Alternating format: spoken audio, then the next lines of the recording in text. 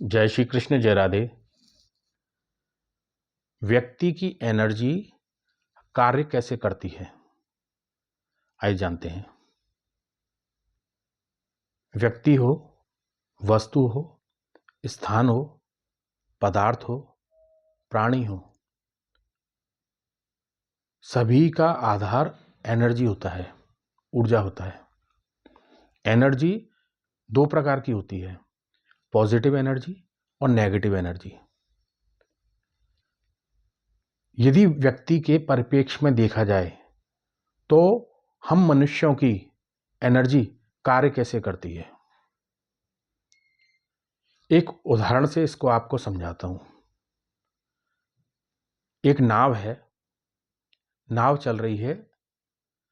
जब नाव आगे बढ़ती है तो पीछे छोटी छोटी लहरों को छोड़ जाती है। वो जो लहरें थीं वो नाव की एनर्जी थी। क्यों? क्योंकि वो लहरें पहले नहीं थीं, नाव के आगे बढ़ने के बाद वो लहरें बनी।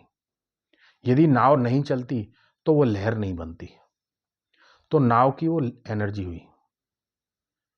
इसी प्रकार व्यक्ति है, हम जो भी कार्य करते हैं मन से, वचन से, कर्म से, किसी के बारे में भी जो अच्छा सोचते हैं या बुरा सोचते हैं, वो रियल टाइम एनर्जी के रूप में कार्य करता है। हमने तो सोचा और फिर हम भूल गए, या हमने कुछ इवेंट किया फिर हम आगे चले गए, सोचा कि वो कुछ नहीं था, जबकि जो भी हम सोचते हैं या जो भी हम करते हैं वो हमारे रियल टाइम स्टोरेज में स्टोर हो जाता है। कुछ चीज़ें प्रकट में होती हैं, कुछ चीज़ें गुप्त में होती हैं। प्रकट और गुप्त का आधार हमारा अवचेतन मन होता है, उसमें भी एनर्जी के रूप में स्टोरेज होती हैं। इसी प्रकार हम किसी को उल्टा सीधा बोलते हैं, गाली गलौज करते हैं या किसी के साथ झगड़ा करते हैं, हमने तो उसको छोड़ दिया, हम सोचते हैं हुआ जो हुआ, आगे बढ़ गए, लेकिन वही जो इवेंट था वो रियल टाइम एनर्जी के रूप में सेव हो गया। कहाँ पर?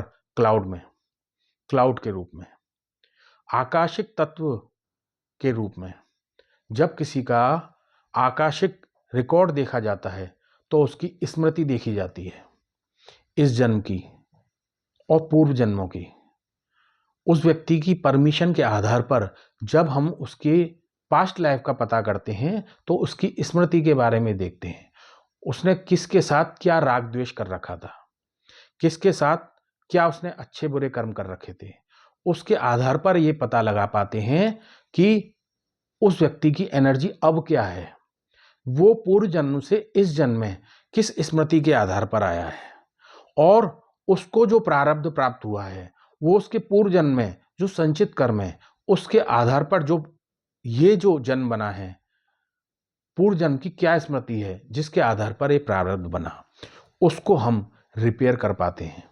कर्मों को तो मिटा नहीं सकते, कर्मों का फल अवश्य मिलता है, लेकिन हम उसमें कमी कर पाते हैं।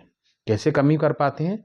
जैसे प्रभु का नाम जप, मंत्र जप, प्रभु की आराधना, अच्छे कर्म, क्षमा याचना करना, प्रायश्चित करना, पश्चाताप करना, इसके आधार पर हम स्मृतियों को, यदि हमें पता चल जाए जिस जिसके साथ किया है पूर्व जन्मों में, अब तो उन्हें ला नहीं सकते, लेकिन हम इसका प्रायश्चित कर पाते हैं भगवान के आगे, प्रभु के आगे, जिसमें हमारी आस्था है, विश्वास है, उनके आगे यदि हम ऐसा करें तो निश्चित ही हमारे प्रारब्ध में सुधार होता है।